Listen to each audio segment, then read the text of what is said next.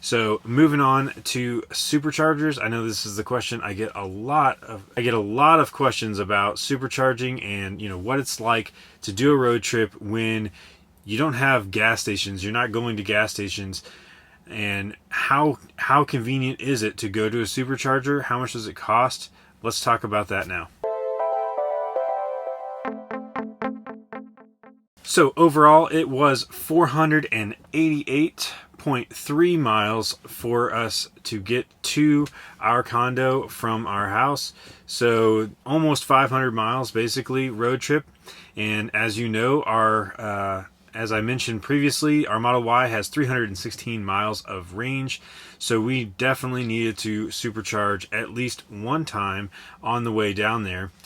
The thing with supercharging is that you probably would rather do a couple short stops, short charging sessions, rather than one long charging session, because when you get the battery up over 80%, it begins to charge very slowly at that point. So especially once you get up to 90%, you're charging really slowly. So if you needed to get that much charge to get to the next supercharger or to get to your destination, it would probably be more beneficial to just stop a couple short times when you have the battery at a lower percentage.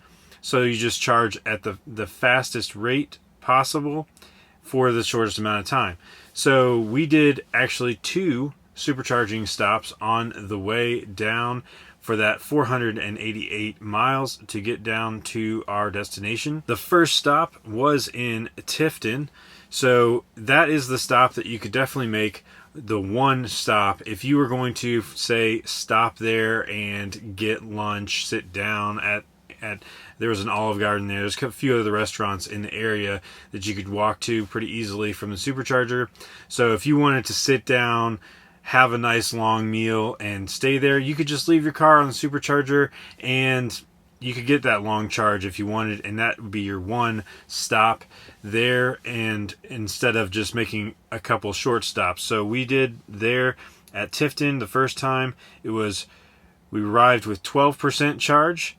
After 211.5 miles of driving, we started at 12% charge, got up to 62% charge in 23 minutes. Now you might be thinking, 23 minutes, that's a long time to charge. Well, all we did is we had lunch and we could have gone to the bathroom if we needed to. We actually stopped a little bit early because of that traffic I mentioned before. We had to make a pit stop before that because of all that traffic. But if you make the stop and you go to the bathroom, every time we stopped, we did not have to wait for the supercharger. So in this case, we were just eating our lunch in the car, waited 23 minutes, but we were just eating our lunch. So it was not really waiting for the supercharger itself. It was really just us getting done eating before we decided to move on. So after 23 minutes, we were up to 62%. Plenty of charge to get to the next supercharger, and we got done with lunch and we headed over to the next supercharger. Stopped in Lake City. So Lake City, we stopped there. We got there with 17% charge, and that was after 318 miles total trip, and we went from 17% to 81% in 30 minutes. Again, 30 minutes, you're thinking, oh man, that's so long. Well, actually, we didn't need to stop there for 30 minutes. It's just how much time it took for us to, unfortunately, get Dunkin' Donuts. We went for a bathroom break, and we went to Dunkin' Donuts, got some coffee, and Dunkin' Donuts was pretty slow. So by the time we got back to our car, it was already up to 81%, which was more than we needed. But I figured, hey, that's fine. We just get right back in the car and go. So we headed out from Dunkin' Donuts there, from that Lake City supercharger stop. Now Lake City, that supercharger stop, that was kind of not a great supercharger. All of the superchargers actually we stopped are older superchargers that are our V2 superchargers, so they're actually much slower than the newer chargers, V3 superchargers. So keep that in mind. All of these charging stops are much slower than they actually would be, especially in a couple of years when everything's converted to V3. and you got a lot more options for superchargers, it's going to be a lot quicker for all these stops. In fact, it's to the point where, honestly, if you're going to supercharge, you're going to want to really quickly get done with whatever you're getting done, like a restroom break, or get a snack or whatever it may be, and get back to your car. You're not going to want to charge for very long, because in 15-20 minutes you're going to have more charge than you need on a V3 supercharger. So it's going to get to the point where actually it's really quick. And again, the beauty of supercharging is the fact that you can just plug in your car, go take your break, get your food, get your snack or whatever, go to the restroom, come back, and all the while your car is getting fueled up for the next part of the trip. Whereas with a gas station, you have to specifically go to a gas station, you have to stand there and wait for it to fuel up. And I know that's only like 5 minutes that it takes for you to fuel up, but then I gotta go to the bathroom anyway. So it's like I'd stop for 15 minutes to go to the gas station, stop for 20 minutes, and you get all that taken care of. So maybe it's 5-10 minutes longer at a supercharger than it would be if I was going to go to a gas station and to the restroom. Now again, if you are a road warrior and you just want to like drive straight shot somewhere, you're going to go 6 hours driving, and you don't normally stop but maybe one time for the restroom and gas, then it's going to be a little bit longer for you, because you're going to have to stop, like I said, that one stop, make it a longer stop there at Tifton. In our case, would have been a longer stop, and you'd have to stop for maybe 30 minutes, 40 minutes in order to continue on. So that's going to be, for the road warrior, it's going to be about a 20-minute longer situation, I would say, for every 6 hours of driving. Alright, so lots of information here on the supercharging, unfortunately, but I did want to go ahead and go through every supercharging stop and explain what it was that we did. So I went through the first stop at Tifton, the second stop at Lake City, and then we made it to our condo.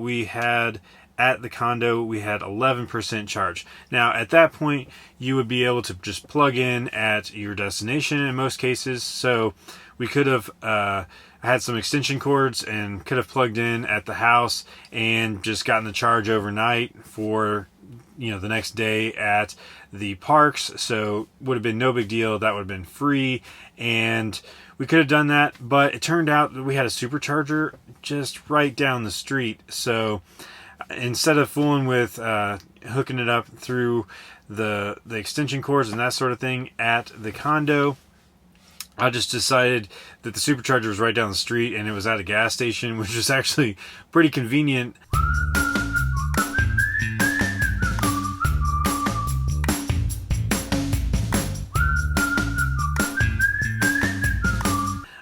Because I could get some things at the gas station that I needed. So that first night I went ahead and went to the supercharger there at the gas station. It was a Wawa gas station in Kissimmee, Florida.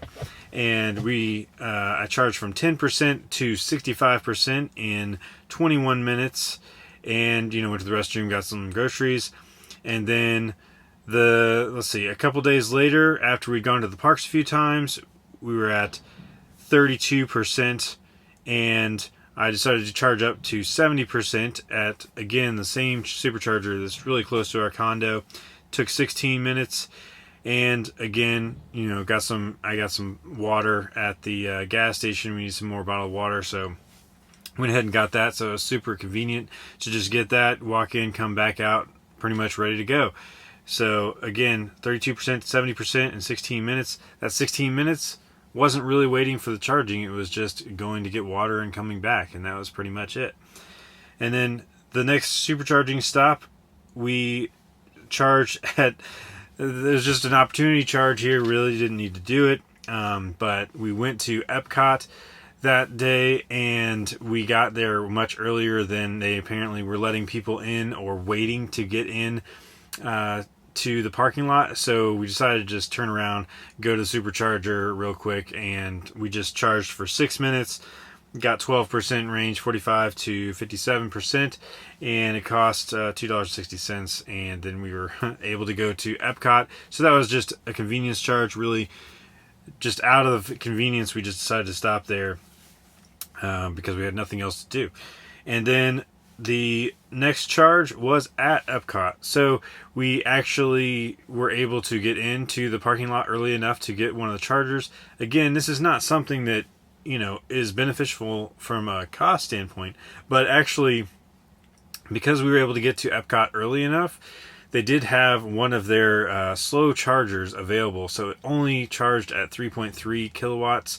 So that was really slow, and it would have taken almost 10 hours to charge the car fully while we were there, but we were at the park, so we just plugged it in, and this parking space actually ended up being really close to the front, so it was one of the closest spaces you can get at Epcot. So you're right up front, you can just walk right into the park there, and it was just plug it in, leave it there the whole day while you're at the park, and I came back out and full charge, and we didn't have to do another supercharge before we were going to continue on our journey, and we didn't have to charge again, like I said, at the condo. Now it did cost almost $10, so it was $9.98 for the charge there at Epcot, which it was not cheap, but it was very convenient, and like I said, gave us premium parking, so it was actually very nice because we didn't even have to think about it, and we got it back out to our car fully charged, ready to go. So very convenient. Wouldn't be something I would recommend if you're trying to save money. Again, you would just charge at the condo. Most likely you're going to plan out your destination to be somewhere that you can charge, and that'd be much cheaper to charge there because it's going to be free to charge versus these few supercharging stops that we did, and the charge at Epcot where it would have cost us money, rather than just free at the condo. But we started out the next day for the trip home, and we got to Gainesville. That was our first stop for a supercharger on the way back. We had, at that point, 714 miles we had driven total on the trip, and we got there with 31% charge, got up to 77% charge in 21 minutes. And again, there was a Whole Foods there, so we went into Whole Foods, went to the restroom, got a little snack, came back out. We didn't wait for the charging at all. We just got in the car and we left. So there was no waiting. There's no waiting for the charge because we just left the car to charge while we got stuff done, came back, good to go. So to me, this is very relaxing, very easy, because you're not having to worry about fueling the car separately from getting stuff done. You just plug in the car really quick, takes a couple seconds, and then you go and do whatever you want. You go to the restroom, you go get a bite to eat or whatever it may be, and by the time you get back, super easy, you get in the car and you go. And that was the first stop on the way back. Then the second stop, we stopped at Tifton again, and this time we ate Chick-fil-A for lunch, so we were stopped eating there for a little while. Then we went to the bathroom, and the whole stop was 35 minutes. Again, much longer than we really needed to be there, but we ended up going from 15% charge to 84% charge in that stop, which was plenty to get us on to the next supercharger. In fact, we could have just gone completely home at that point from that charge because it was more than what we needed.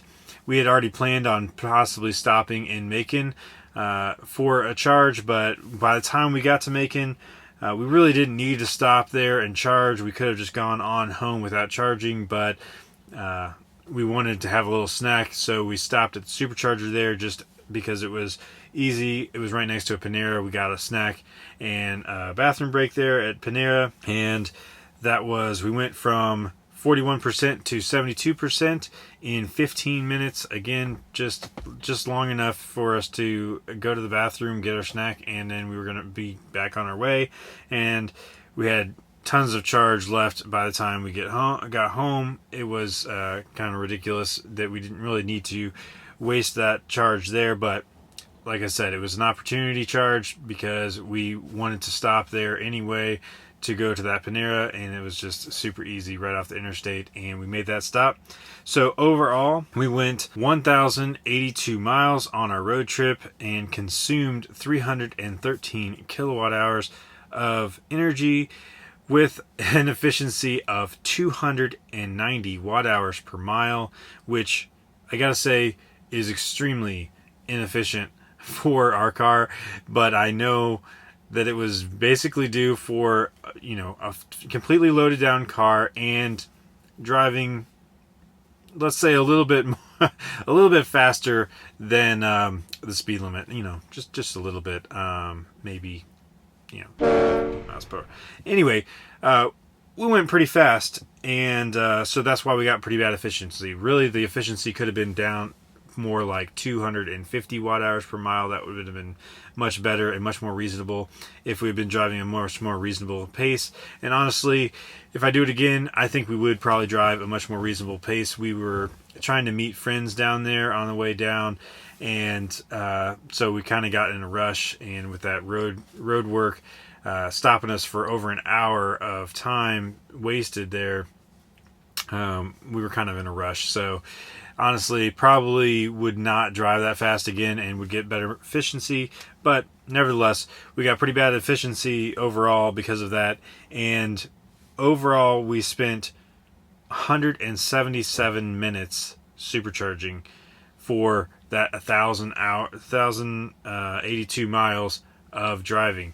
Now, again, you're thinking, oh man, all of this time you spent, almost 3 hours you spent charging your car. Well, yes, but none of that time was wasted time other than the 6 minutes that we just charged at the charger because we were waiting for the park to open. But that was just, again, totally unnecessary. Didn't need to do that. But all of those other minutes, 171 minutes, we were not waiting for the car to charge. We were just getting things done while the car was charging. So it's not really time wasted, in my opinion. Again, if you're a road warrior, that time could be spent doing something else. You know, you're not necessarily going to stop for the bathroom as much. You know, you got all your snacks in your car. You're just going to get into the gas station, run into the gas station, and come back out, and you're going to be done. But honestly, with a family of 4, you know, and an extra passenger in this case, so 5 people, everybody kind of needs to go to the bathroom at different times and that sort of thing. So it was not wasted time. We stopped more. In fact, on the way down there, we stopped a lot of times. We stopped 7 times on the way down, which was pretty absurd. And then on the way back, we only stopped the 3 times for the 3 superchargers and restroom and eating breaks. So it was much more efficient. If you plan your trip out, it's going to be really easy to just stop those superchargers, get things done at those superchargers, and you're going to be on your way, and you don't even think about the charging, really. Again, it's really easy to get from supercharger to supercharger because the Tesla supercharging network is very convenient all over the country. There may be places that maybe they aren't very close, but the car tells you exactly how long you need to stay at each supercharger to get to the next one or to get to your destination. So it's super easy to just let the navigation do what it's going to do and just go with it.